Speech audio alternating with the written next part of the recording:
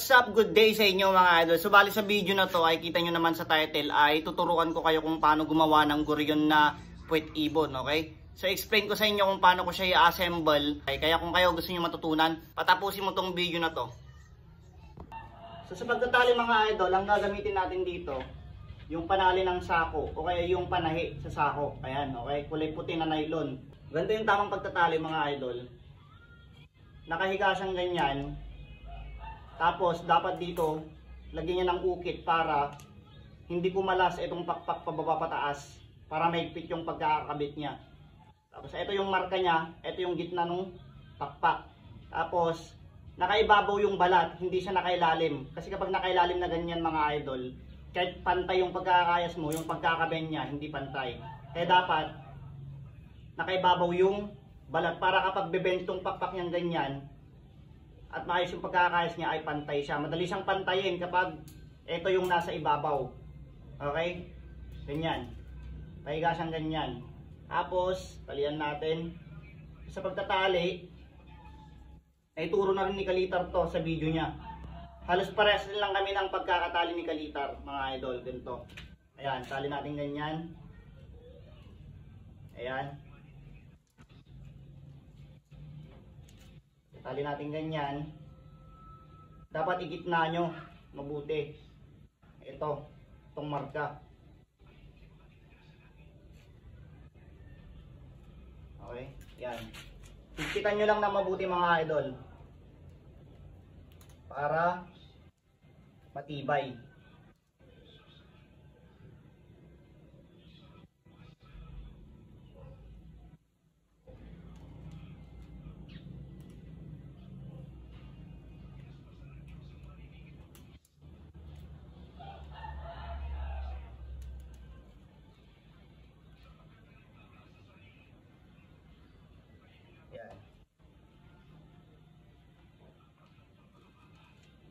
Balang gagawin ko dito, 4 na ikot dito. Tapos, pag nitayo ng ganyan, tingin mabuti. Ganyan, pagkakatali niya. Pagkatali nyo ganyan, tali nyo pa ibaba, palibot na ganyan. Para mas matibay. Okay? Tayo natin to.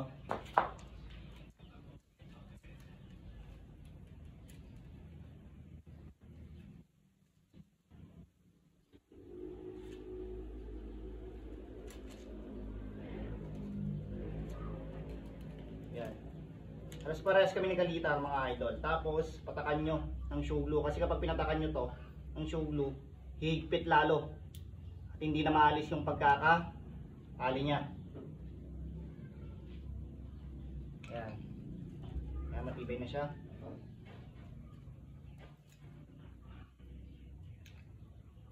Ayan.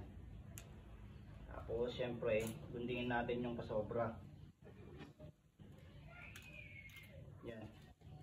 At sa ibaba mga idol, ganun din lang yung gagawin nyo. Ganun din yung pagkakatali niya sa bandang ibaba. Okay, so kabit muna natin to. So ayan, ikabit na natin yung kanyang pakpak na taas at ibaba. Syempre, ang susunod niya na itatali ay yung mga gilid na pakpak. Ngayon, papakita ko siya kung paano ko siya itatali. Ganito siya mga idol. So ito yung dulo ng pakpak mga idol, na may ukit siya. Ayan. Para kapag lalagyan mo ng tali dito, hindi siya basta-basta maaalis. Maigpit yung pagkakalagay niya. Ganyan. Lahat ng dulo ng pakpak nyo dapat merong ganito. Para matibay yung pagkakatali. Okay? Sitali na natin to mga idol.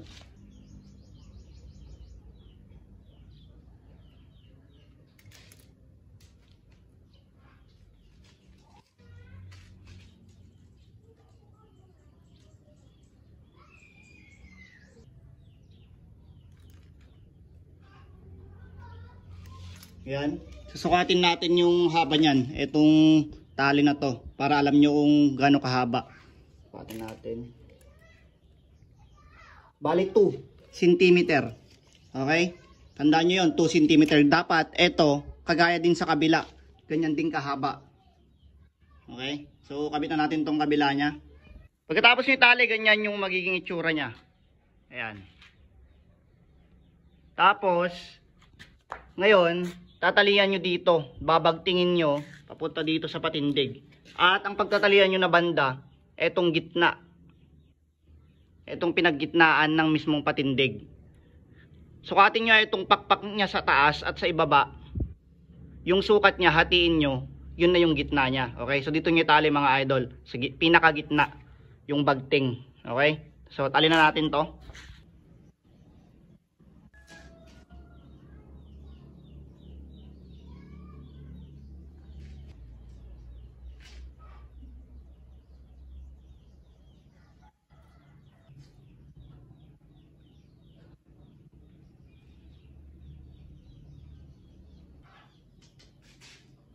Pagkatapos nyo itali, itong magkabilang pakpak, sukatin nyo yung haba nun sa kabila, tapos sa kabila din. Okay, so sa patindig nyo siya, itatapat, ganito siya mga idol. So ayun, pantay siya. Magkabila ang banda niya, 76 dito sa kabila, 76 din dito, 76 cm. Okay, so okay na yan. Ito siya mga idol, tapos na. Bali nilagyan natin ng brace na paganyan pa diamond. So bali ito di ko na pinakita sa video dahil kayang-kaya nyo na yan gawin mga idol. Brace lang yan para itong pakpak mas matibay at hindi siya uga-uga. Okay? Ayan. Tapos kabit na natin yung buntot mga idol. So bali itong buntot mga idol, pwedeng nakatayo siyang ganyan. Okay, nakatagilid. O kaya ibabaw din tong itong balat niya. Okay? So tali na natin to. Okay na? Gano'n daw kalaki yan, sabi ko. Tapos, ganyan. Atakin natin. Tignan natin ang tali. Pala itong buntot mga idol, parehas din sa may pakpak. Kailangan may ukit din na ganyan. Ito yung tatalian nyo. Ayan. Para di lumihis yung tali. Magkabilaan yan, okay? So, tali na natin yung buntot niya para makita nyo kung paano ko siya itatali mga idol.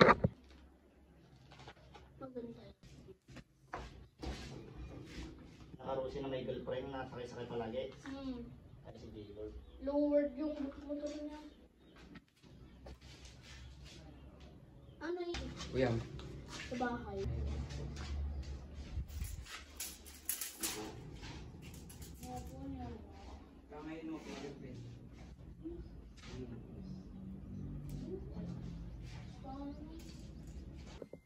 Yan, so okay na yung pakpak niya mga idol. Ngayon sunod na natin ay kabit dyan syempre. Yung ulo tsaka yung lagay ng sumba. Doon ako sa... Gawas ang tawag. Dati ko. Siguro pa po open na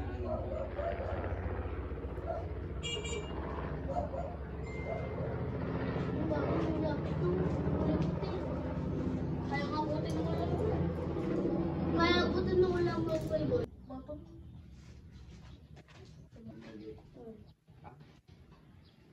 Ayan mga idol, tapos na siya. Natin mabuti. Ikot natin. Ayan. So ngayon, sabihin ko naman kung ano yung mga sukat niya mga idol para malaman nyo. Ayan. So bali tapos natin yung frame niya mga idol. Ito siya. Ito natin yung mabuti sa camera. Ayan.